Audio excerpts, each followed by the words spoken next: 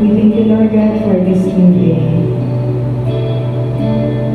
Maraming salamat sa panibagong pagkakataon na binigay niyo po sa amin. We thank you, Lord God, sa isang buong linggo na daan. We know that we have so many struggles, Lord God, trials that comes our way. But we know, Lord God, that you are always there for us. Lord, please forgive us kung marami kami mga distraction sa buhay namin at hindi namin kayo inuun. Please forgive us. Cleanse our hearts, our minds, our body, and our soul. Again, we thank you, Lord God. Nagpapakumbaba kami sa inyong harapan. As we worship you this day, naway maging karapat-dapat ang aming mabuti at pagsama sa inyong pamahalaan.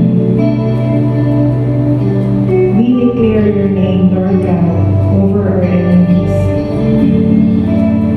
over our struggles, our pain, our sorrows, Lord God.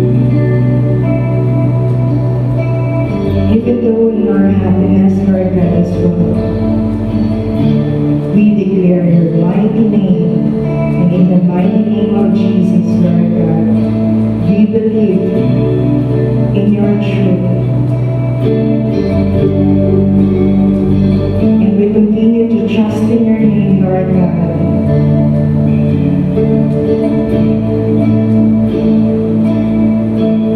Lord, whether there are 2 or 3 gathered in your name, you are in our midst.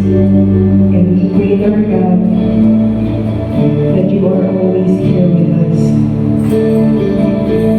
Speak to us, Lord God, through your word as we sing songs as well, Lord.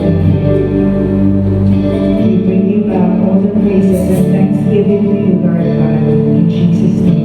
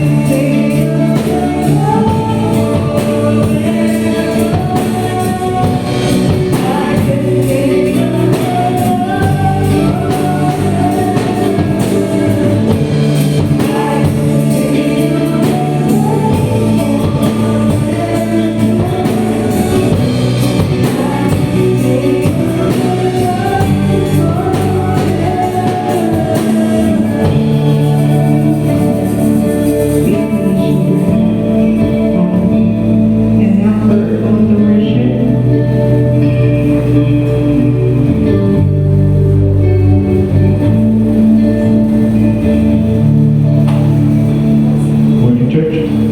Ang ating pong call to worship ay magmumula sa Psalm 66 verses 1 to 4. For the director of music, a song.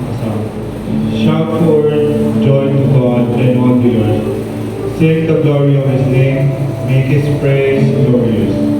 Say to God, how awesome are your deeds. So great is your power that your enemies cringe before you. All the earth bows down to you. They sing praise to you.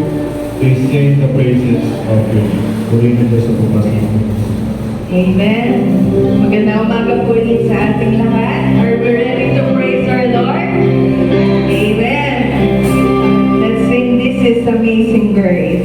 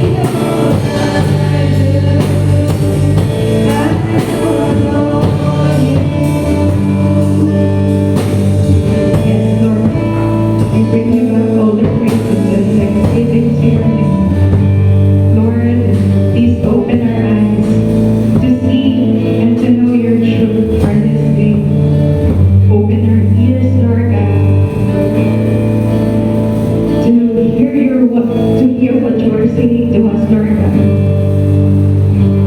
Kaya niyo po sa mga magsasalita ngayong araw nito, itago niyo po sila sa inyong likuran at kayo lamang po ang makita sa mga buhay niyo.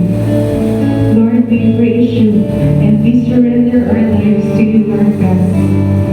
And we continue to trust in your holy name. In Jesus' name we pray. Amen and amen. Hallelujah. Let's welcome one another as we sing welcome to the family of God.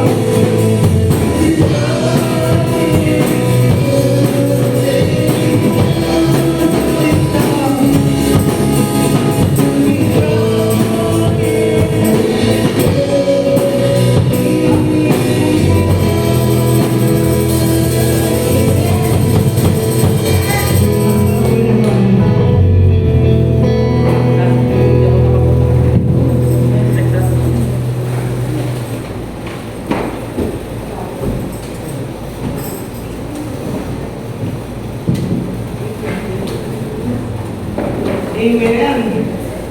Hallelujah. Sabi ko lang awitin, to be strong and to lean on. Strong po ba yung mga faith natin? Amen. Kahit ilang-ilang na lang tayo, at least may mga strong pa rin yung ating faith, no? Hindi nililipad. Sabi nga nung Isaiah chapter 1 to 6, napakaganda po yung memorize nun. Kasi alam na natin yung ibig sabihin nun. Sabi nga na, huwag tayong bulag sa mga or bad influence. Kasi parang tayong mga ipa na ililipad kapag dumating yung mga pagsubok sa buhay. Wala, tumba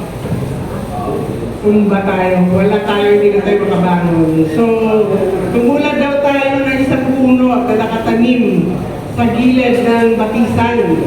So, yung root noon, sumisipsip sa tubig, which is yung root.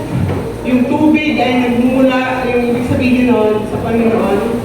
Kaya kung tayo po ay nakaugat, no, kahit anong pagsubok sa buhay, gaano man ito kabigat, gaano man ito durug, babangon at babangon tayo.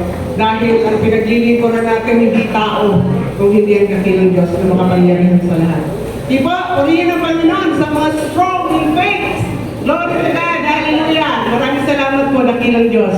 Ngayon, tayo po ay dadako sa ating pong pasasalamat sa araw na ito.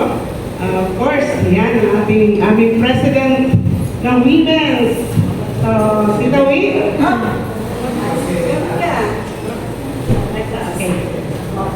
Binabalik ko ang kapurihan at pasasalamat sa ating Diyos na buhay. Maraming salamat po kahapon sa second quarterly fellowship ng mga kababaihan. Napakaganda po yung narinig naming mensahe kahapon. Talagang ninanamnam ko pa hanggang gabi. Yung sa book ng Hukom or Judges, yung kay Deborah. Alam niyo naman siguro ang kwento ka Deborah. Kaya napapasalamat kami dahil yung title na binigay niya is Wake Up, Wake Up. Talagang dapat tayo ay gumising na. Tulad na sinabi ni Sister Sally, iilan lang po tayo dito pero ang Diyos ay nakatingin sa bawat puso natin. Kahit na isa, dalawang matira dito, lagi natin tatandaan, ang Diyos ay nakatingin sa ating mga puso. Kaya sabi ko nga kay Ganda kanina mag-join ka na sa praise and worship. Tita, hindi ako marunong kumanta. Hindi, kahit ako. Kasi hindi mahalaga sa Diyos kung maganda or napakatingin ang boses mo, kundi yung puso mo na gusto mong magpagamit kay Lord. Kaya ako, inaamin ko hindi kagandahan ng boses ko, konti lang. Pero ang sarap ko umamit sa Panginoon. Basta sa Panginoon, kinokorek niya yung bawat natin. Pero mas maganda yung umawit sa Panginoon kaysa umawit sa mundo. Kaya muli, wake up po tayo, magpagamit tayo. Hindi natin po alam kung kailan tayo kukunin ng buhay natin ng Diyos. Kaya habang nandito tayo sa kalakasan, malakas pa ang ating mga tuhod, wake up, magpagamit tayo kay Lord. May kanya-kanya po tayong gift na binigay, hindi po tayo lahat tagapagturo, hindi po tayo lahat missionary, pero alam ko, bawat isa sa atin may gift na binigay ni Lord. Kaya dapat magamit natin yon sa tamang panahon. Amen. Wake up, wake up. Yan po yung aming tema ng narinig na mensahe kahapon sa mga kababaihan. Magising po tayo. Katulad po ni Deborah na isa po siyang babae, propetesa, ano? Ginamit po siya ng Panginoon para sa isang digmaan. Hindi man po siya nakipag-ispadahan, hindi man po siya nakipaglaban sa dahas. Pero siya po yung ginamit para magsalita.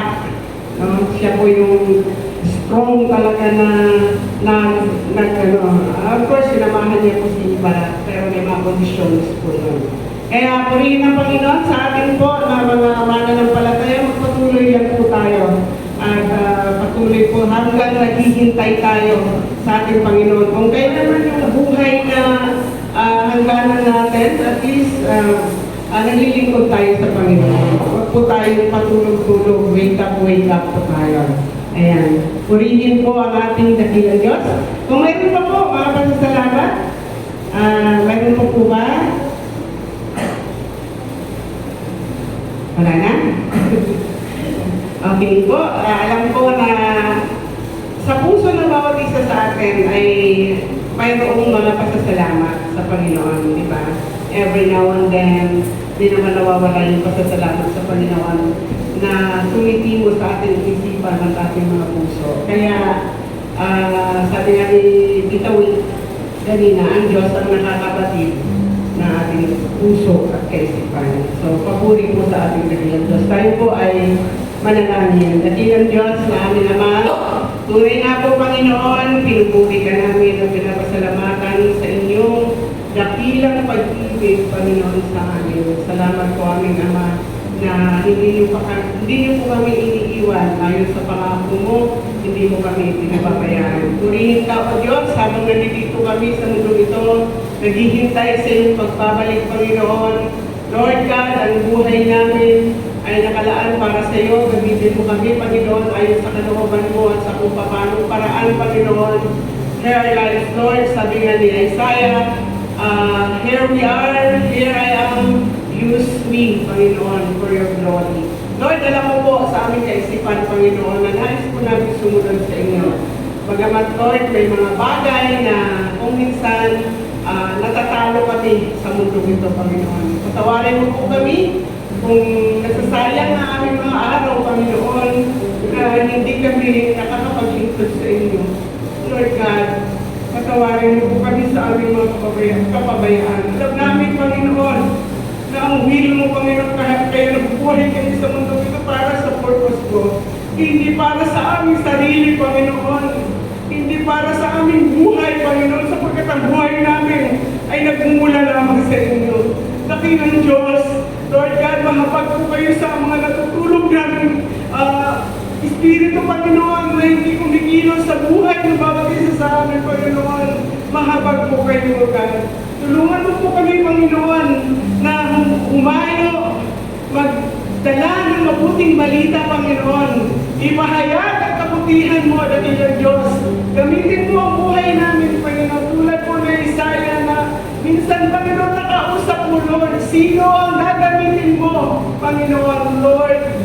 Magandang po, konti na lang kami, Panginoon. Hindi pa kami na wawala ng pag-asa dahil alam namin, Ikaw, Panginoon, ang aming leader sa iglesia nito. Panginoon, salamat sa kitang Diyos dahil ano man ang mangyari, Panginoon, hindi mo kami pababayaan, hindi mo kami iwanan. Lord, manatili nawa ang apoy sa aming puso, Panginoon, sa aming paglilingkod. Salamat po, Panginoon. Tulungan mo po kami na maging malakas spiritually. Tulungan mo po kami, Panginoon, na patuloy na gamitin ang aming buhay ayon sa inyong kaluwalhatian.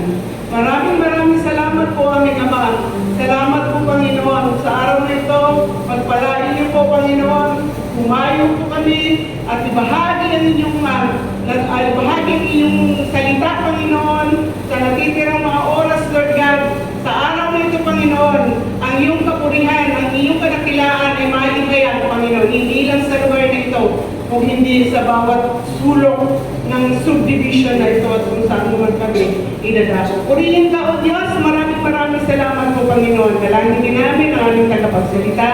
Itago mo po siya sa inyong likuran, Panginoon. Ikaw maihayag at makita, Panginoon, ang iyong kadakilaan sa buhay ng bawat isa sa amin. Pagpalain ito, bawat isa.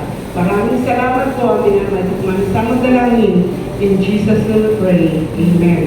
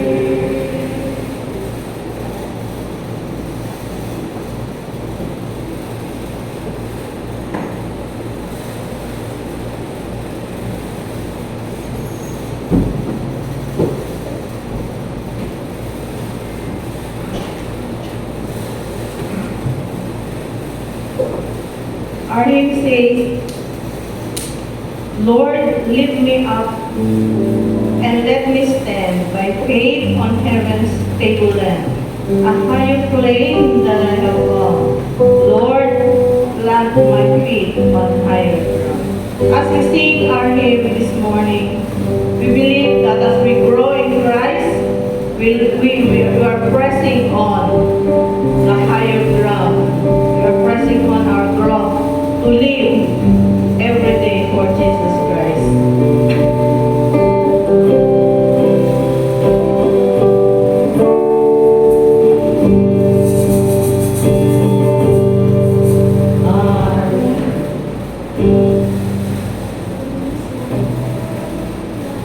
I'm pressing on the upward way, new heights I'm gaining every day.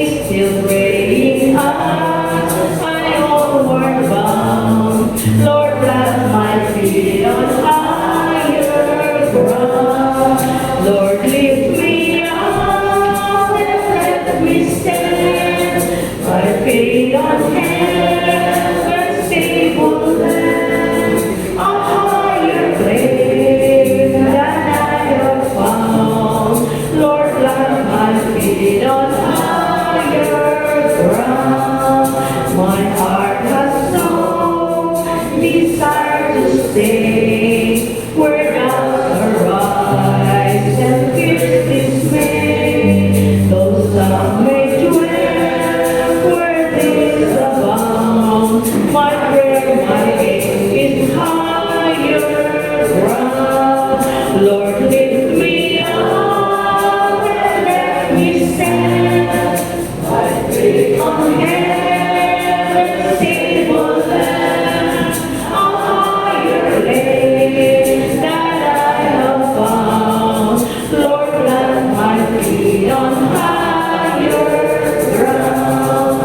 I want to live above the world, though Satan's darts at me are thrown, for faith has sung the joyful sound, the song of saints on higher ground.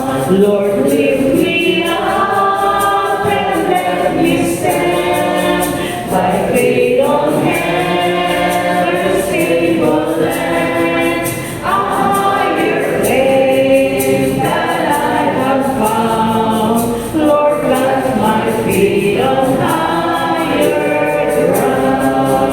I want to scale the utmost height and touch the gleam of glory bright, but still I pray till heaven I found. Lord, lead me on to higher ground. Lord, lift me up and let me stand by faith on heaven's stable land, a higher place that I have found. Lord, plant my feet on higher ground. Amen.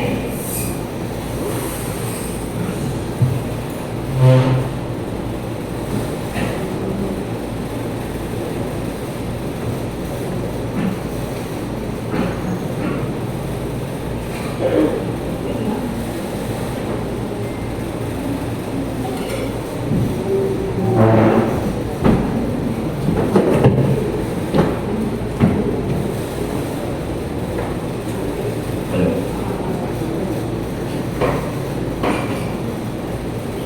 Ating buksan ang Biblia sa 1 Peter chapter 1 verse 1 to 15. Tayo po ay kayong lahat. Pagpapasa ng salita ng ating Panginoon. Ang babasahin sa NASB, NSA version. Second Peter chapter 1, 1 to verses 1 to 15. Second Peter chapter 1, verses 1 to 15.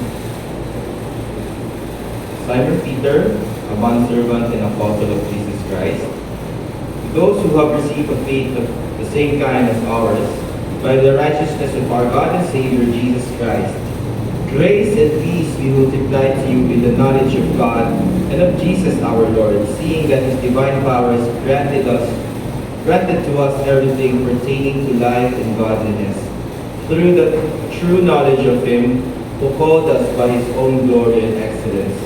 For by these He has granted to us His precious and magnificent promises, so that by them you may become partakers of the divine nature, having escaped the corruption that is in the world by lust. Now for this very reason also, applying all diligence in your faith, supply moral excellence, and in your moral excellence knowledge, and in your knowledge self-control, and in your self-control perseverance, and in your perseverance godliness, and in your godliness brotherly kindness, and in your brotherly kindness love. For if these qualities are yours and are increasing, they render you neither useless nor unfruitful in the true knowledge of our Lord Jesus Christ. For he who lacks these qualities is blind or short-sighted, having forgotten his purification from his former sins. Therefore, brethren, be all the more diligent to make certain about his calling and choosing you, for as long as you practice these things, you will never stumble. For in this way, the entrance into the eternal kingdom of our Lord and Savior Jesus Christ will be abundantly supplied to you. Therefore, I will always be ready to remind you of these things, even though you already know them, and have been established in the truth which is present with you. I consider it right, as long as I am in this earthly dwelling, to stir you up by way of reminder, knowing that the laying aside of my earthly dwelling is imminent, as also our Lord Jesus Christ has made clear to me. And I will also be diligent that at any time after my departure, you will be able to call these things to mind. Tayo po ay manalangin. Lord God, we thank you, Panginoon, sa umaga nito. Panginoon, kayo po ang Panginoon ang dakila, kayo po ang aming tinataas. Panginoon, nandito po kami, Panginoon, na nagsalo-salo, nagsama-sama, para po kayo ay papurihan at itaas ang ngalan mo. Lord, as we worship you, may you be praised, may you find pleasure, Lord God, sa aming mga puso, sa aming isipan. And Panginoon, buksan yung aming puso, aming isipan as we receive your message for this morning. Lord, we pray that in all that we do, that we would grow in the knowledge of your Son, and we would grow in your love, and that this love would manifest, Panginoon, sa mga buhay namin. Help us, Lord God, as we continue to mature and to move forward, Panginoon. Lord God, help us, Lord, to be more committed to you. In Jesus' name we pray. Amen.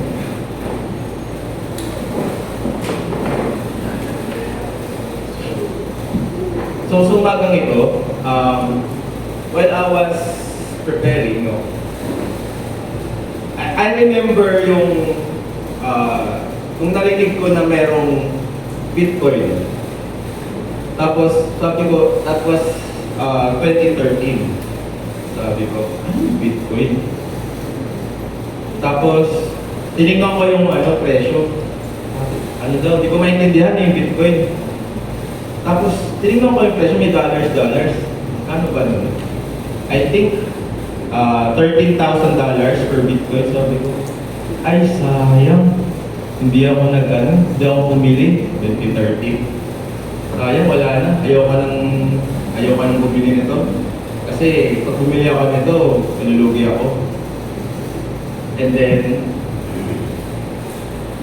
fast forward sa 2026, tingnan natin ang price ng Bitcoin. Ayan. So, ang price ng Bitcoin is $60,000 per Bitcoin. So kung bumili ako ng Bitcoin noong 2013, kahit siguro sabihin natin bumili ako ng 5,000, siguro meron na akong 20,000 ngayon. Parang times 5 siya. And sometimes for us, na we see the value of things, no? We see the money, and then iniisip natin, ay parang sayang mag-invest. Parang ayaw mong risky, And sa umagang ito, no, what if pagkagising mo, meron kang, kumbaga sabihin natin, meron kang 1,000 Bitcoins na either parang pumasok sa account mo or may nagsabi na binigyan ka ng 1,000 Bitcoins. What are we going to do with this 1,000 Bitcoins? Are we just going to kakayaan lang ba natin itong Bitcoin na to? Or are we going to invest this one? Or bibili pa tayo? Knowing na tumataas ang value ng Bitcoin.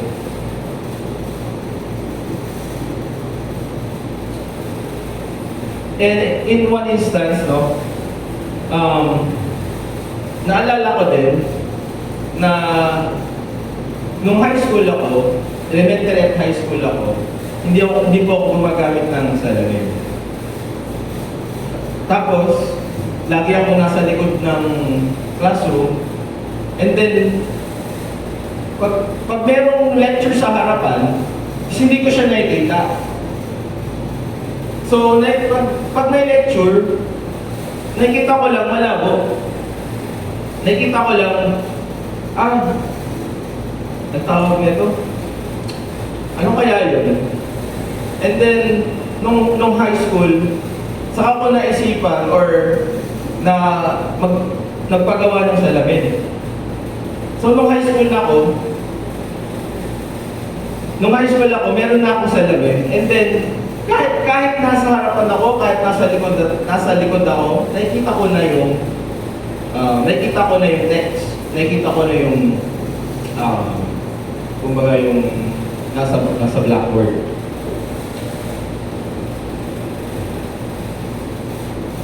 So likewise, sa atin, kung itong Bitcoin na ito, itong pera na ito is very similar sa pagbibigay sa atin ng Panginoon. So the Lord has given us through Jesus Christ, libre. Binigyan niya tayo ng pera, ng values, this immeasurable things like fruits of the Holy Spirit, righteousness, salvation. Ngayon, kung sasayangin lang natin to, if you're not going to reinvest this money, ito ay masasayang lang. And sabi dito ni Paul ni Peter, sabi dito ni Peter, na if tayo ay magiging, hindi natin siya gagamitin, we are going to be short-sighted. Sabi niya dito, is that we are going to be, sabi sa verse 9, for all who lack these qualities is going to be blind and short-sighted. So malilimutan daw natin yung purification na kuha natin sa ating Panginoong Jesus. So ang title ng mensahe sa umagang ito is Growing in Christ. Ang unang point natin is growing in Christ is being diligent in the faith. Sabi sa verse 5, for this very reason, applying all diligence in your faith, so applying moral excellence. In your moral excellence, knowledge. So, sa original, sa Greek, ang ginamit na word dito ay spuded. Or, ibig sabihin nito ay haste, earnestness, and intense effort. Naalala ko po, pag kami ay nagbibiroan sa seminary, ang ginagamit ko is, wow, you are very, tas mga foreigner. Tas ang ginagamit kong pang-asal, wow, brother, you are very hardworking, industrious. So sila, hindi nila, parang siguro hindi sila nag-register. Sasabihin niya pabalik, yeah, thank you, brother, you are also very diligent. So sabi ko, diligent? Ano yung pinagkaiba nun? Pag titingnan natin yung pinagkaiba ng hardworking at diligence sa dictionary, ang pinagkaiba po ng diligence is that in diligence, you are very meticulous. Hardworking ka din, pero you are very detail-oriented. Kumbaga, hindi ka lang nagpapagod just for the sake na may ginagawa ka. But you are applying yourself. And the same way, in this letter, that we are being encouraged to be diligent saan? In our faith.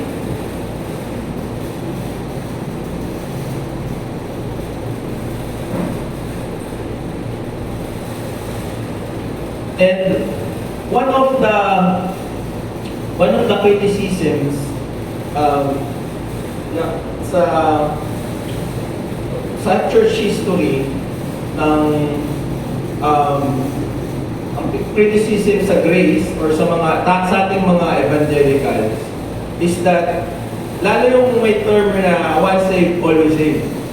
Bakit it is very problematic? Because this term,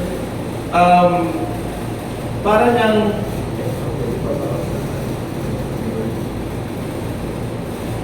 itong term na to, it implies na hindi na natin kailangan kumilos because you are already saved. But that is not the reality of Christianity. That is not the calling na you are called to just to be saved and to sit down. In this letter, na sabi niya, we are being encouraged to add faith, moral excellence. In our moral excellence, knowledge. In knowledge, self-control. In your self-control, perseverance. In your perseverance, godliness. In your godliness, brotherly kindness. In your brotherly kindness, love. Basically, nilista niya itong long range of, ang tawag ko dito ay virtues. Mga virtud. Which leads us to our second point, that growing in Christ is growing in Christian virtues. So sabi dito, increasing. When we say virtues, if this is not qualities or these are not, pag niligtas ka ng Panginoon, ay mas parang sasabihin mo, lagi naman ako mainit ng ulo eh. Ganun na talaga ako. No, brothers and sisters. That is the wrong way to think. Ay, hindi naman talaga palabasan ng Bible. No, brothers and sisters. We are not called just to sit down, just to remain where we are. We are called to grow our faith. I was reading a Jerry Bridges book recently, growing in faith. And although hindi ko pa siya natatapos, pero from what I've read, sabi ni Jerry Bridges that all Christians needs to grow. If there's no growth, maybe you are not alive. Sabi niya. So, sabi niya, a living thing, plants, animals, humans, all grow. Pag baby, tumatanda. Nagkakaroon ng maturity. All living things grow. Sabi niya, and in the same way, Christians, if your faith is alive, it should be growing. Na kung hindi daw buhay yung faith mo, maybe it isn't alive in the first place. And that struck me na maybe that's the difference kung sino talaga yung Christian na buhay yung faith at sino talaga yung patay na yung faith. Diba? And in the Gospels, yung faith ay laging kinukumpara sa seed. This is a mustard seed. Which seems to imply that in the Bible, faith should be alive, faith should grow, and lagi itong nagkakaroon ng bunga. Granted, merong faith na mabagal mag-grow. But the difference is it should always be growing.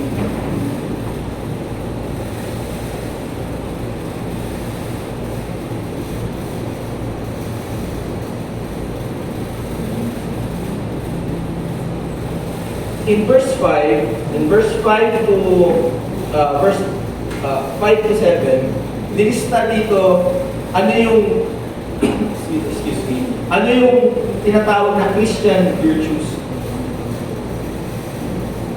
And then, if we define virtues, virtues are something that you always do. Kindness, charity, trust in the Lord. Ito yung lagi mong ginagawa. And ano ba yung mga virtues na nakalista dito? Moral excellence, knowledge, self-control, perseverance, godliness, ano ba? Brotherly kindness, love.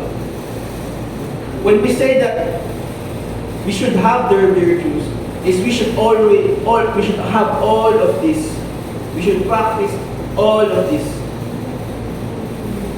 And that this all should be growing, multiplying, increasing. Hindi dapat siya umuurong. Have you ever seen ang isang puno na tumanda pa urong? Parang ito yung image na pinipaint dito sa 2 Peter. It should be increasing. So what stops this virtues from increasing? Which is our third point, no? Na growing in Christ is the clarity, the spiritual discernment. Growing in Christ is clarity of spiritual discernment. Sabi niya sa verse 9, for if these qualities are yours and increasing, they render you neither useless nor unfruitful in the true knowledge of our Lord Jesus Christ. Verse 8 tapos to 9, for he who lacks these qualities is blind and short-sighted, having forgotten his purification from his former sins. When we say short-sighted, hindi mo makita yung nasa harapan mo. Hindi lang short-sighted, sabi niya blind. We are spiritually blind. And if you don't have these qualities, if hindi nakikita to sa buhay mo, maybe we should re-examine ourselves. No? Maybe we are spiritually blinded. Maybe our faith is hindi buhay.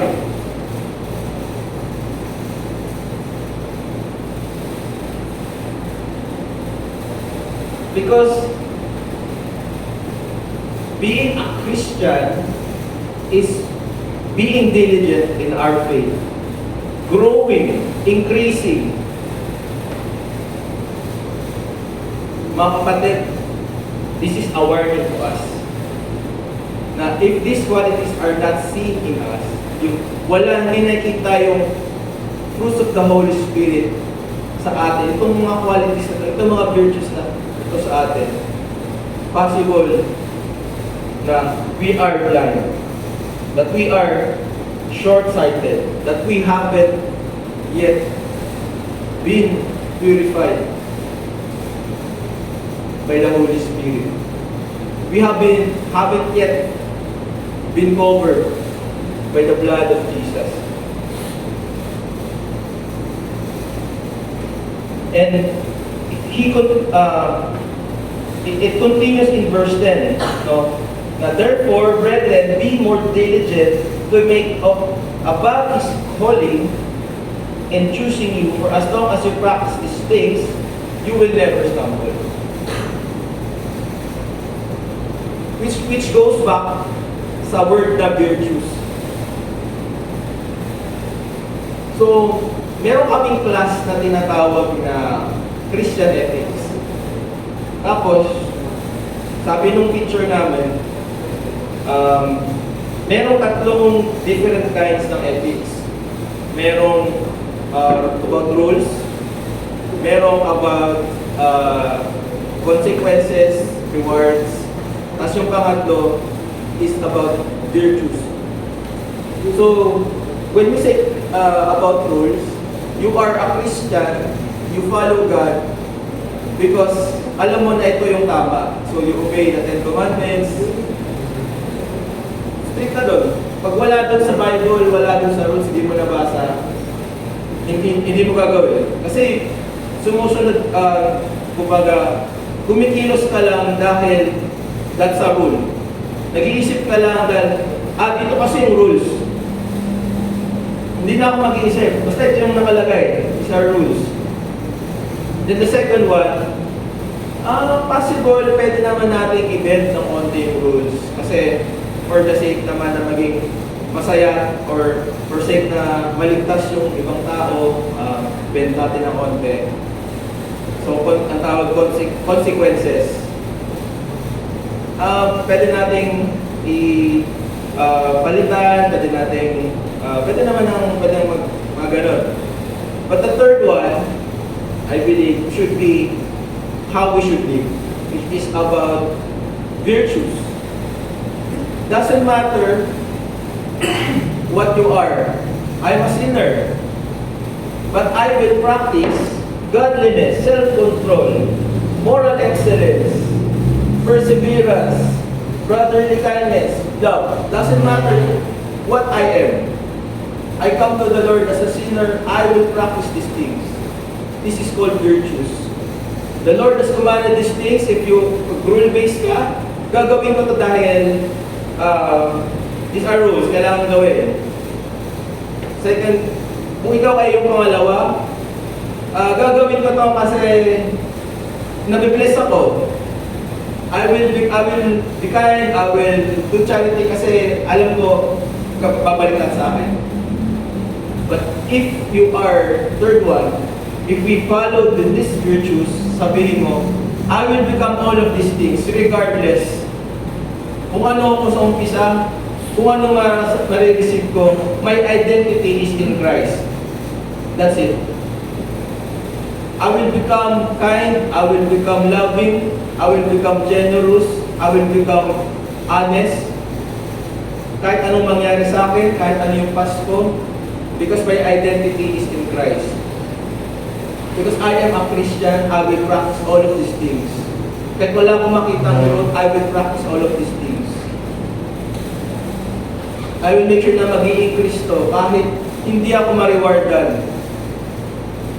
Kahit yung Pasko is dark, kahit yung Pasko alam ko na I'm not all of these things, but I believe sa word ng Panginoon that if we follow Christ, that the Lord will change us.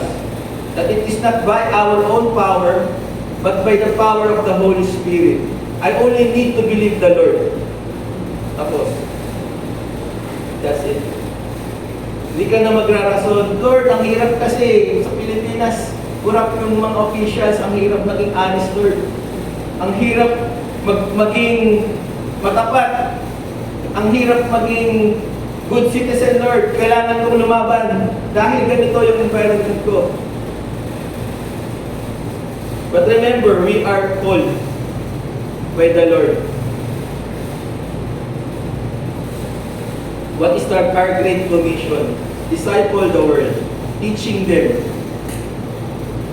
who Christ is, teaching the gospel.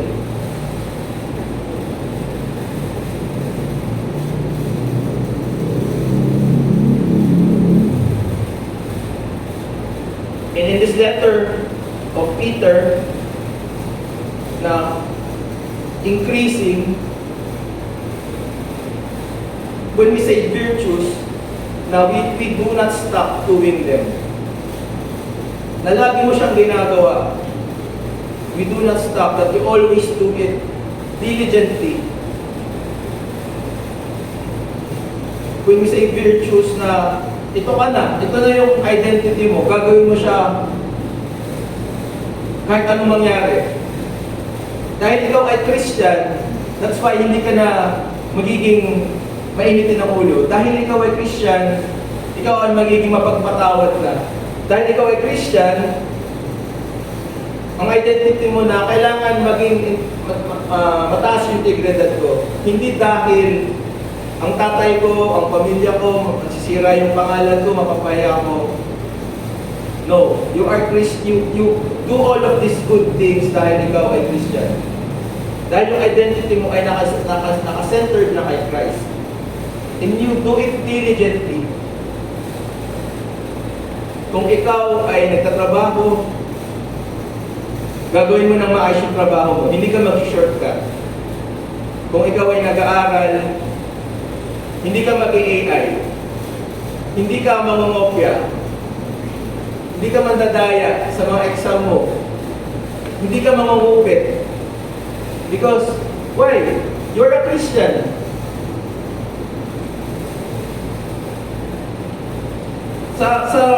One thing I've noticed sa Pilipinas, the reason that even though we are a Christian nation, and tayo ay nag-struggle sa country, is because our Christianity has been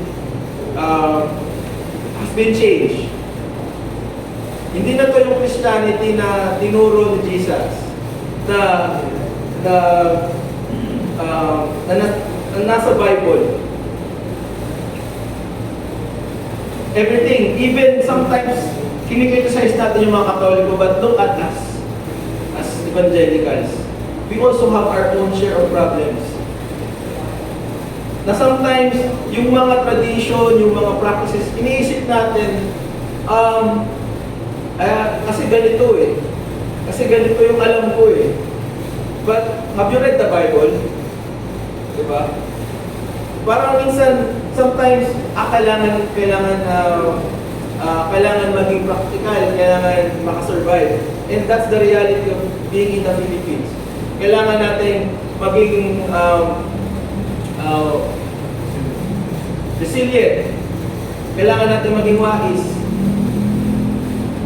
But minsan, sometimes I hear na kailangan maggulang, di ba?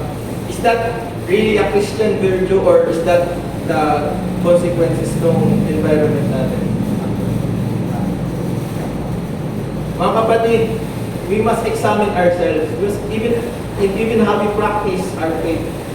Is this biblical? Is this what God called us to do? Or is this just cultural? Is this just traditional? Sometimes, may mga sometimes on people, we impose yung mga sariling values natin. Sabihin natin na kahit ano mangyari, nanay mo yan, kapatid mo yan, kapamilya mo yan. But did we stop and consider, probably those are Filipino values. But is it Christian values? Is it biblical na yung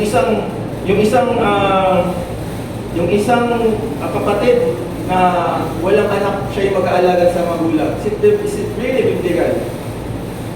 Or is it just traditional? Sometimes this values creeps in. And iniisip natin, virtues to. Dahil Christian ako eh. Na kailangan ko sundin yung parents ko. Magulang mo ko. Ganon, di ba? Is it biblical? Is it absolute?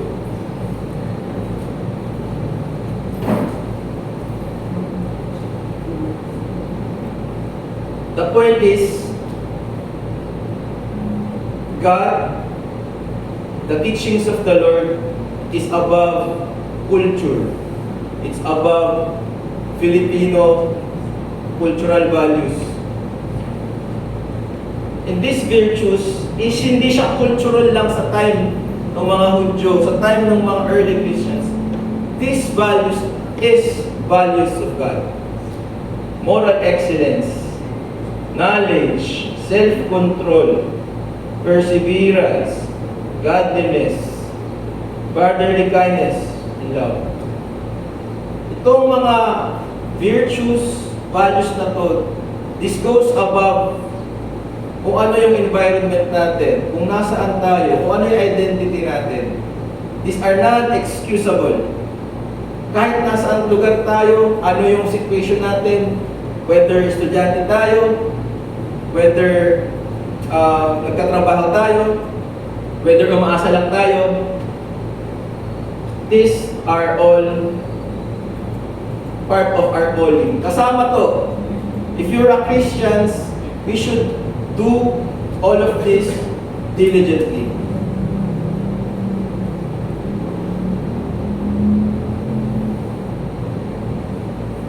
in verse 10 and 11, for in this way, the entrance into the eternal kingdom of our Lord Jesus Christ will be abundantly supplied unto you.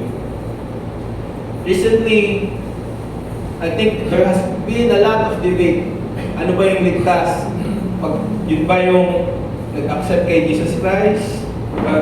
Yun ba yung nag-pray?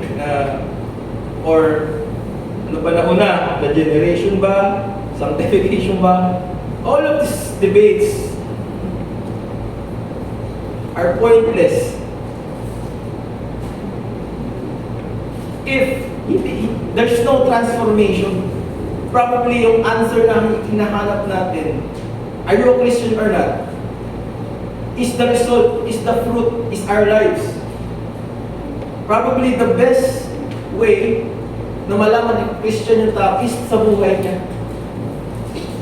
If you are diligent in doing all of these things, following the Lord, maybe that's the best way to make certain na you are a Christian, that you have the assurance of salvation.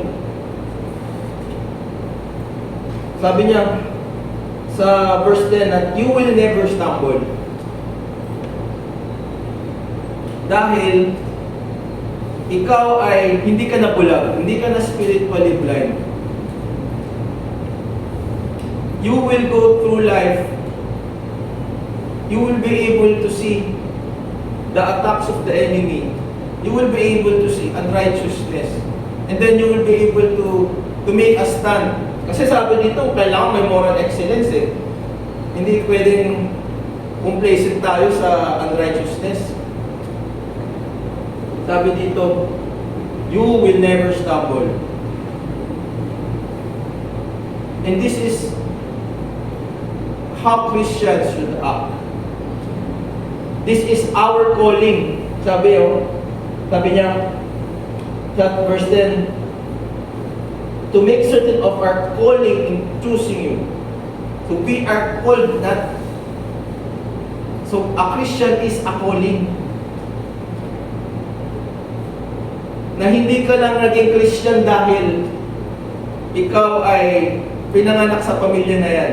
Dahil nasa Livingstone ka. It does not automatically makes you a Christian. Dahil na nabaptize ka. Those things that you do makes you a Christian. Sure. By label, but if it's not increasing, all of these things are not increasing, we should examine our hearts. Possible na ito yung criticism naman natin mga evangelical sa mga Katoliko. Maybe you're doing this out of ritual. Dahil ito na yung nakaugalian, ginagawa mo ito dahil ito yung rules. Dahil gusto mo lang to belong in a community, dahil lahat ng pamilya mo yung Christian ka na rin. But is your heart changed? Is this all of these things that you practice? Are we really Christians? Did we really enter into the kingdom of God? Do we really have faith? Totoo ba yung faith natin? Buhay ba yung faith?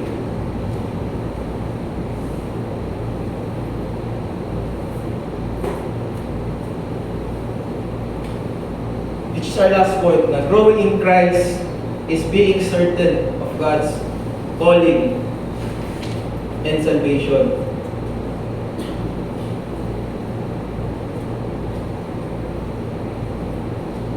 Which goes back to our original word, diligence. Being Christian is being diligent in the faith.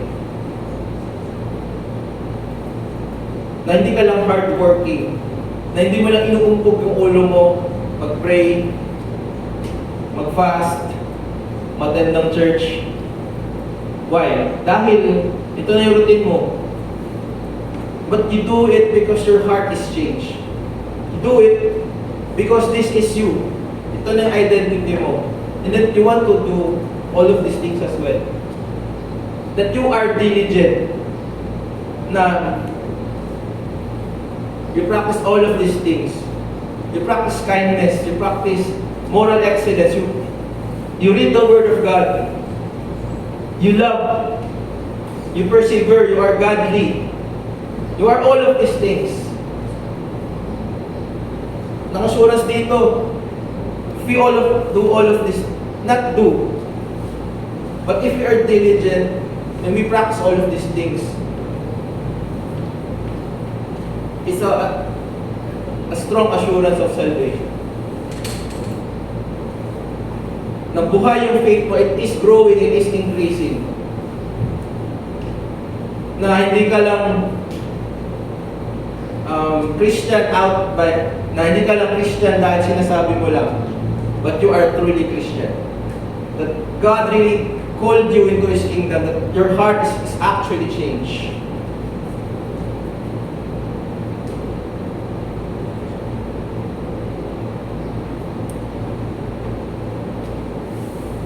Mga kapatid, God's salvation is a gift to us.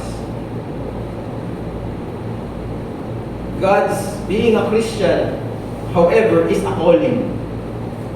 And when we answer that calling, we have responsibilities. We need to be diligent na hindi natin pabayaan yung faith natin, na hindi natin pabayaan itong mga virtues na to. It should be increasing. And I challenge everyone here, all of us, to examine ourselves. Are we increasing? Are we maturing?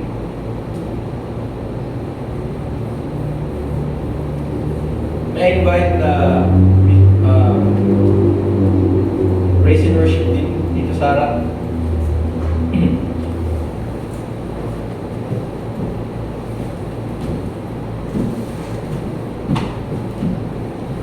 And as we return sa ating mga routines sa week na to, let us examine ourselves day by day.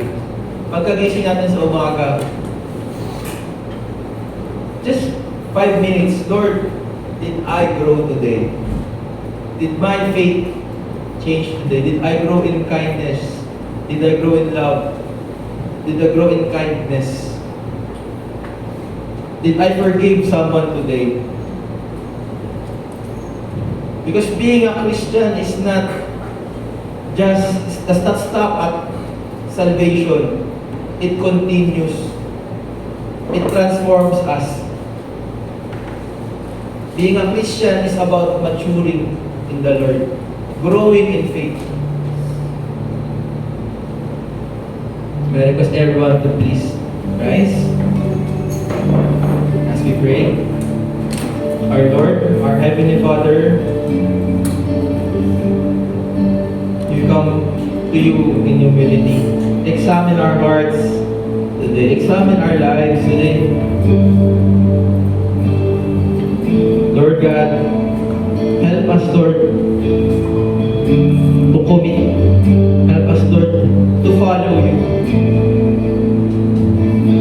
And to be reminded of our calling. Lord God, change us today. Continue, Lord, to transform us. May our growth never stop. May our lives be a change in this world. May we be salt. May we be light. Nawa, Panginoon, na kami ay maging katangin-tangin sa mundong ito. Na kami ay hindi maging stagnant. But Lord, help us to grow. Help us to mature. Remind us daily of our calling, of our responsibilities. Continue to change us. That's all we ask.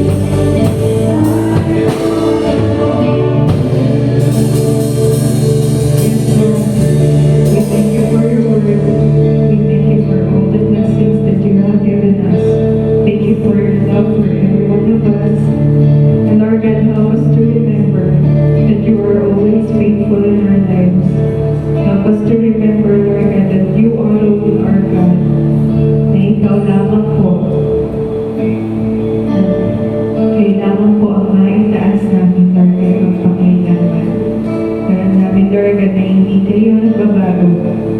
At alam namin na mahal niyo po kami, mga anak ninyo. Lord God, we offer to you this morning, we offer to you our lives. In Jesus' name we pray. Amen.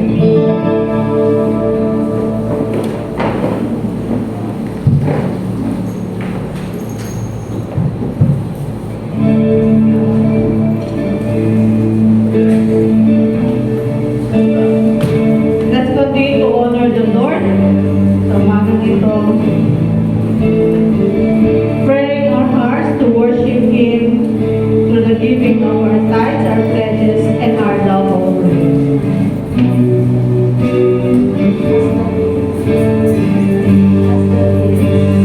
Request our ushers to come.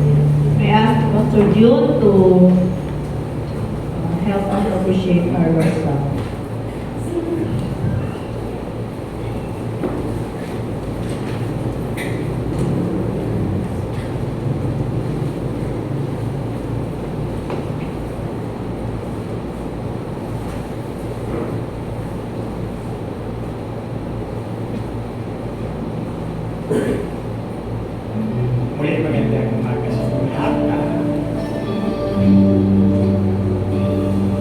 Hindi mo na kung sorry na mga pag-play. Maga kami uwi dahil sa galing natin na may bahay ng kapatid at after school election yung makakita ng Bible study. Every first Sunday of the month, the whole Christian community nag-celebrate sila ng Lord's Supper. At even sa napunta ko church, ito na kaya schedule every first Sunday of the month. So, sinabi tayo para ating ganapin ang Lord's Supper. I read sa 1 Corinthians 11, chapter 23 to 25. For I received from the Lord that which I also delivered to you, that the Lord Jesus, in the night in which He was betrayed, took bread, and when He had given thanks, He broke it, and said, "This is my body which is for you. Do this in remembrance of me." In the same way, He took the cup also, after supper, saying, "This cup is the new covenant in my blood. Do this as often as you drink it in remembrance of me. For as often as you take this bread and drink the cup, you proclaim the Lord's death until He comes."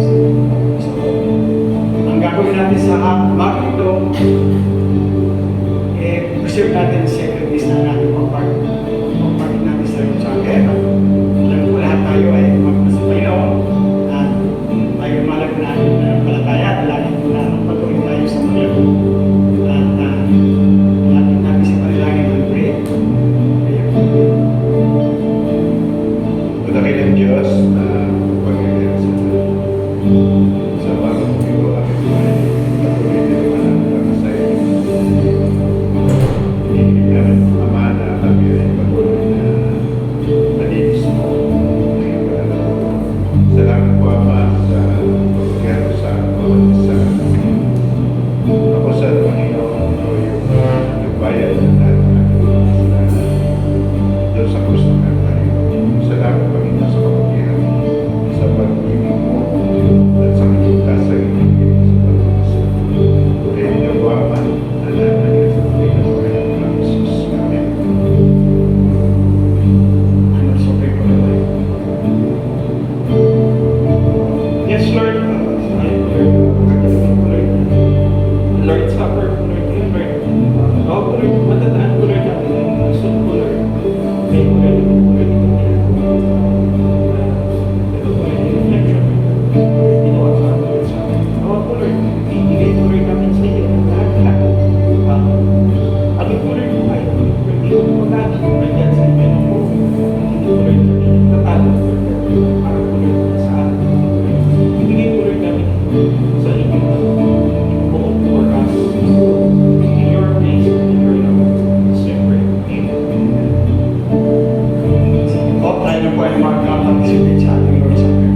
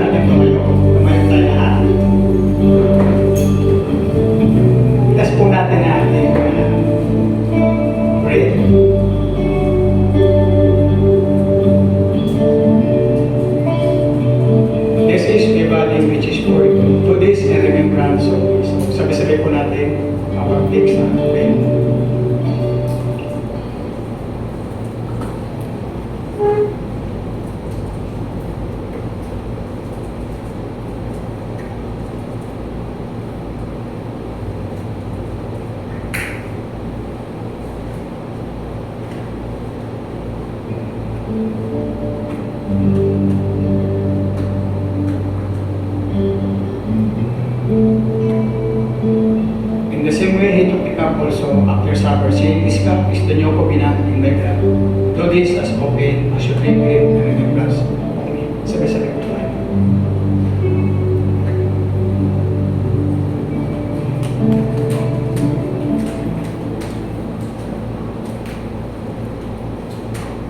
For as often as you drink this bread and drink the cup, you proclaim the Lord's death until He comes. Mga kapatid, asip-isipin po natin ang ating pagiging Kristiyano. Dalangin po na sabay-sabay tayo mag-Kristo. Maraming salamat pa yung dalangin po namin, Lord, ang patuloy, Lord, paglalagay sa amin na magampanan namin, Lord. Makapag-celebrate kami ng Lord's Supper, Lord.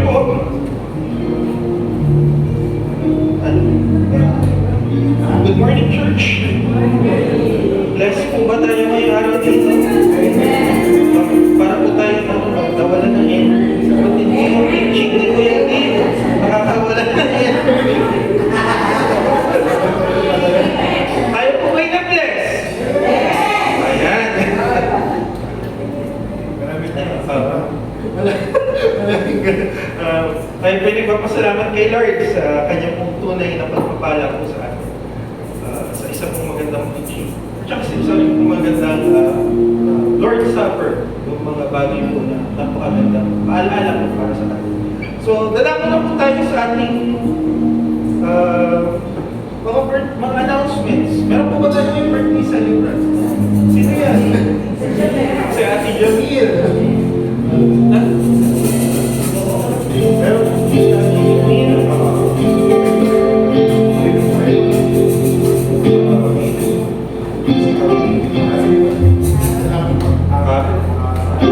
One, two, three, go! Happy birthday to you.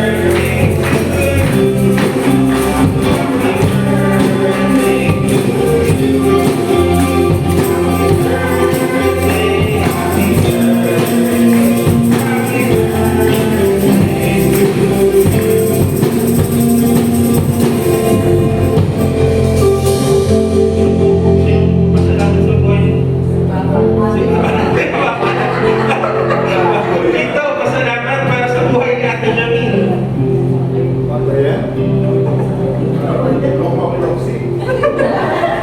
Kayo po yung father eh. Salamat sa Panginoon sa dagdag na kaarawan sa Kanya. Salamat dahil October natin. Ano mo na yan? Dagdag mo na yan? Salamat sa Panginoon sa kabutihan niya. Sa'yo po yung bunso. Tuloy siyang iniingatan ng Panginoon sa araw-araw. At dalangin ko na bigyan siya ng malusog na katawan. Ingatan siya. Maging maayos yung kanyang trabaho. At patuloy siya magtiwala sa Panginoon. Meron po tayong person. Meron din po tayong anniversary.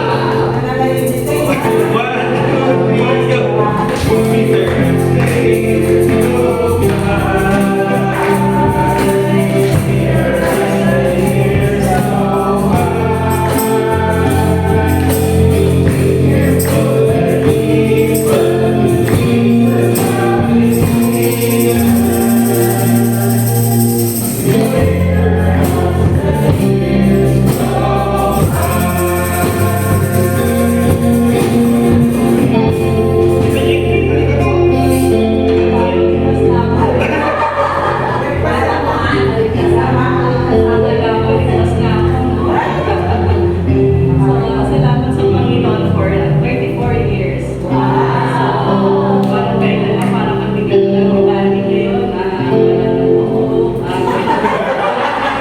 maraming nabago. Physically, pero emotionally naman pa rin yung nakagawa sa bawat isa. We really praise God na sa buhay namin. Ako naman umpisa si Nanay hindi Kristiyano. Pero sa pagsama-sama niya, natutuwa ako kasi yung kanyang puso hindi mo na rin ang Panginoon na totally surrender niya kanyang buhay sa Panginoon. So sa mag-asawa, napakasarap na magkasama na isa lang yung pinupuri at itinataas sa buhay. So at salamat din sa Panginoon sa mga bata na dalating namin. Salamat sa mga request namin na tinuto ng Panginoon. Bagamat ito sa amin na lang minsan sa aming pamilya. So, salamat sapagkat lahat ng, although hindi naman yung perfect time, pero nandun yung day-to-day kung paano niya inaayos ang lahat. So, for the first time, yung napakahirap na pakiramdam namin mag-asawa, tinulong namin sa Panginoon at pinugon niya. At finally, naging smooth lahat at naging on time, especially yung sa kasal ni Dave. So, yun yung aming talagang isinuko sa Panginoon at lahat inayos niya. So,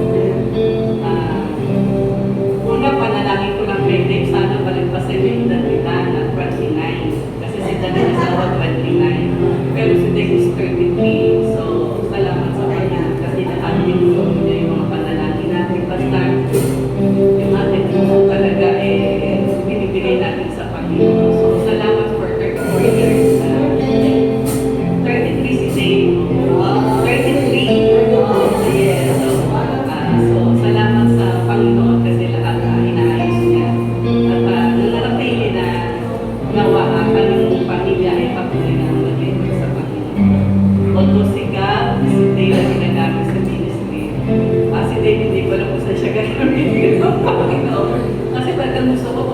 talaga sila sa Panginoon. Kasi wala akong talent kumanta.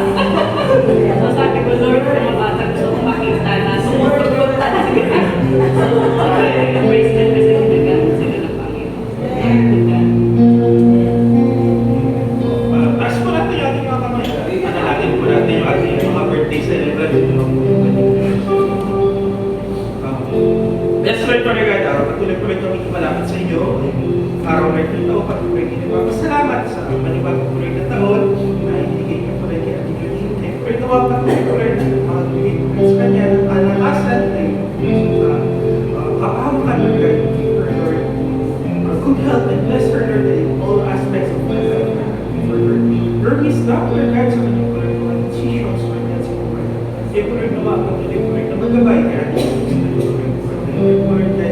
Ito yung ilan mga pulit kayo tinudaan kayo pulit ay nagpapasalamat sa panibagong pulit na taon na hindi niyo pulit sa kanila na sila pulit ay mag-asawa, sila pulit ay parating pulit ay mag-asawa pulit Lord God, na kayo po ang loss of Lord God ng kanila pulit na relasyon at mga pulit sa panibagong taon na kanila pulit pagsasama kayo pulit patuloy pulit na ulang pumalagit na Lord God sa kanila pulit pagmamahalan kayo mga pulit na kanila pulit pagmamahalan kayo patuloy Lord God na lumago sa inyo sa kanila pulit pamilya sa kanila pulit mga anak kaya pulit gawa ang patuloy na magpala at ganun yung pulit sa kanila pulit mga prayer request yung pulit sa kanila pulit mga silent Lord God prayer request na mga pulit kayo po patuloy na patuloy pulit silang pakinggan Lord God sa kanila pulit panahan continue to give these things in their hands so you pray amen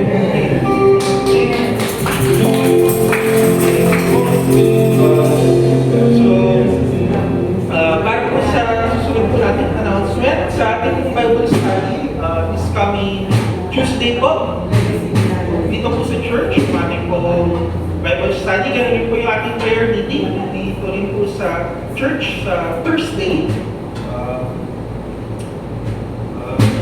sa church din po tapos sa prayer meeting naman po prayer and fasting sorry po prayer and fasting po sa Friday inanyayahan ko po yung mga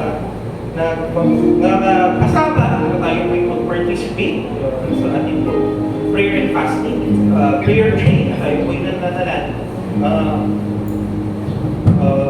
it's a very important thing po na ginagawa po natin sa ating po simbahan kung saan po tayo ay nananalan ng sunod-sunod para po sa ating po mga hinahin para po sa ating po Panginoon so kung meron pa po bang announcement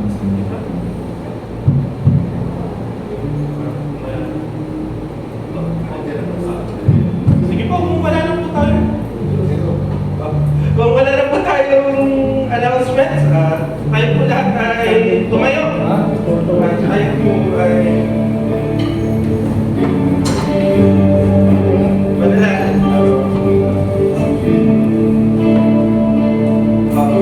yes, Lord, Father God, patuloy po rin kami nagpapasalamat sa iyong po, Lord. Binigyan po rin sa amin yung napakagandang po, Lord, sa ating service, Lord God, that we may, Lord, grow our Christian life with you, Lord God. We may grow, Lord God, in our relationship with you, Lord God. As we grow together, Lord God, sa relasyon po, Lord God,